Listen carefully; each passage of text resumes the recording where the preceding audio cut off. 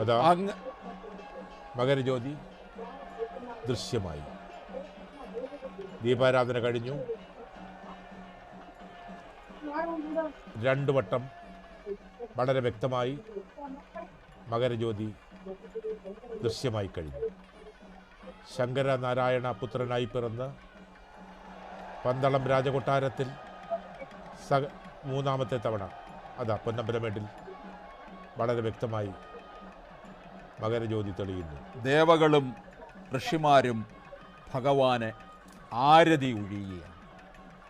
പരം പ്രേമസ്വരൂപം, പരമം പവിത്രം, പരം ജ്യോതിസ്വരൂപം ഭജേ ഭൂതനാഥം.